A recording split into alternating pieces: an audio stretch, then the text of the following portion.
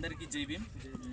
ఈరోజు SC student hostel organisation state president Muppuri Kumaranna గారి ఆధ్వర్యంలో మనం స్పోర్ట్స్ మీట్ అనేది మనం కండక్షన్ చేసుకుంటున్నాం. ఇది స్పోర్ట్స్ మీట్ కంటే ముందు తర్వాత మనం SPP program student presence program అనేది జరుపుకుంటున్నాం. ఇది మనం ఓన్లీ మేడ్చల్ డిస్టిక్నే కాకుండా ప్రతి జిల్లాలో హైదరాబాద్, రంగారెడ్డి, అలాగే మిగతా జిల్లాలలో కూడా రంగారెడ్డి జిల్లాలో కూడా ఈ ప్రోగ్రామ్స్ అనేవి సెలబ్రేషన్ చేసుకుంటున్నాం. ఈరోజు గట్కేసర్ ప్రాంతంలో మనం స్పోర్ట్స్ మీట్ సెలబ్రేషన్లో భాగంగా మనం క్రికెట్, వాలీబాల్ ఇలాంటి ప్రోగ్రామ్స్ అనేవి కండక్ట్ చేసి స్టూడెంట్స్లో ఉన్నటువంటి వాళ్ళు ఎందులోనైతే వాళ్ళు నైపుణ్యత పొందిరో వాళ్ళని స్టేజ్ మీద పిలిపించి వాళ్ళకు అవార్డు డిస్ట్రిబ్యూషన్స్ అనేవి చేస్తున్నాం. ఇదే క్రమంలో ప్రతి ఇయర్ కుమారన్న గారి ఆధ్వర్యంలో ఆయన చేస్తున్నటువంటి పనిలో భాగంగా ప్రతి ఇయర్ స్టూడెంట్స్ని ఆ విధంగా ముందు తీసుకెళ్తూ వాళ్ళలో ఉన్నటువంటి ఒక నైపుణ్యతాన్ని గ్రహించి ఎంతోమంది గ్రహించి వాళ్ళు ఉన్నత శిఖరాలకు వెళ్ళడం జరిగింది.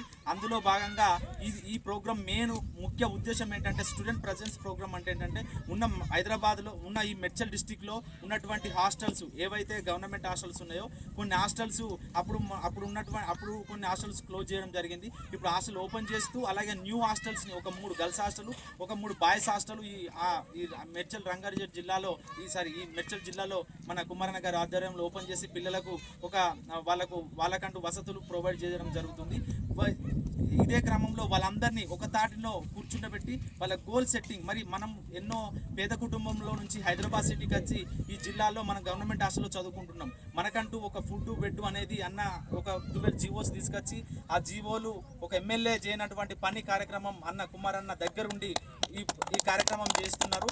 అందులో భాగంగా ఎంతోమంది స్టూడెంట్స్ కూడా ఉపయోగించుకొని వాళ్ళు బయటికి ఎగ్జిట్ అయిపోయి చాలా మంది ఒక మంచి అత్యుత్తమైనటువంటి జాబులు, కొంతమంది ఎస్ఐ, కొంతమంది కానిస్టేబుల్స్, కొంతమంది యూపీఎస్సీ క్రాక్ చేసిన చరిత్ర మనం చూస్తున్నాం. అదే క్రమంలో మరి వీళ్ళందరికీ మనం ఫుడ్ ప్రొవైడ్ చేస్తున్నాం, హాస్టల్లో ఉన్నటువంటి సోర్సెస్ అన్ని ప్రొవైడ్ చేస్తున్నాం. వాళ్ళకంటూ కొత్తగా వచ్చినటువంటి హాస్టల్లో ఉన్నటువంటి విద్యార్థులకు వాళ్ళకంటూ ఏదో జస్ట్ కాలేజీకి పోయి వచ్చి ఏదో సబ్జెక్టులు వినడమే కాదు, వాళ్ళకంటూ ఒక గోల్ సెట్టింగ్ అనేది ఖచ్చితంగా పెట్టుకోవాలి లైఫ్లో అని చెప్పేసి స్టూడెంట్ ప్రజెన్స్ ప్రోగ్రామ్ అనేది మనం పెడుతున్నాం. ఆ ప్రోగ్రాంలో కొంతమంది గెస్ట్లని మనం ఆ స్టేజ్ మీదకి పిలిపించి వాళ్ళ ద్వారా మన బాబాసాహెబ్ అంబేద్కర్ చేసినటువంటి సిద్ధాంతము మరియు ఆయన చేసినటువంటి కార్యక్రమము అవన్నీ చెప్తూ గోల్ సెట్టింగ్ పెట్టుకోవాలని చెప్పేసి ఒక మోటివేషనల్ స్పీకర్ కూడా పిలిపించి మనం మాట్లాడడం వల్ల వాళ్ళకు స్టూడెంట్స్కి ఒక గోల్ కూడా పెట్టుకోవాలని చెప్పేసి వాళ్ళ మైండ్లో ఇంపాక్ట్ చేయడం అనేది ముఖ్య ఉద్దేశం. ఇందులో భాగంగా కుమారన్న గారి గురించి చెప్పాలనుకుంటే ఈరోజు చెప్పిన చరిత్ర చాలదు. ఎందుకంటే ఆయన చేసినటువంటి పని చాలా ఒక ఎమ్మెల్యే, ఒక ఎంపీ చేయనటువంటి పనులు ఎంతో జీవోలు తీసుకురావడం జరిగింది.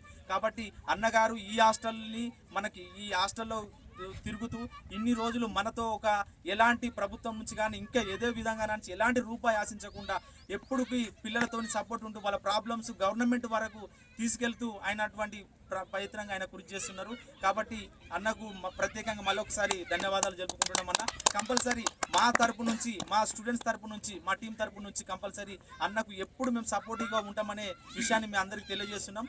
అదే భాగంగా ఈ హాస్టల్లో చదువుకున్న వాళ్ళు చాలామంది వేరే జాబ్లో ఉన్నత శిఖరాలకు వెళ్ళడం జరిగింది.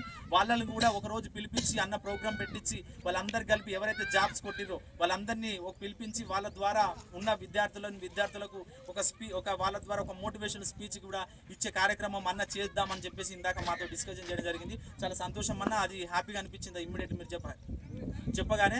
సో కాబట్టి ఎవరైతే ఈడ గేమ్స్ ఆడడానికి ఈరోజు మేడ్చల్ జిల్లాలో ఈ గేమ్స్ క్రికెట్, వాలీబాల్, అలాగే చెస్, క్యారమ్ అనేవి అన్నీ ఉన్న ఈ జిల్లాలో ఉన్నటువంటి హాస్టల్ స్టూడెంట్స్ అందరు ఇక్కడికి వచ్చి ఈ గేమ్స్ అన్ని వాడుతున్నారు. వాళ్ళందరికీ ఎవరైతే గెలిచిర్రో వాళ్ళందరికీ మళ్ళొకసారి కంగ్రాచులేషన్ చెప్తూ, ఎవరైతే ఓడిపోయారో వాళ్ళకు కూడా కంగ్రాచులేషన్ చెప్తూ, మీరు ఓడిపోయారని బాధపడాల్సిన అవసరం లేదు.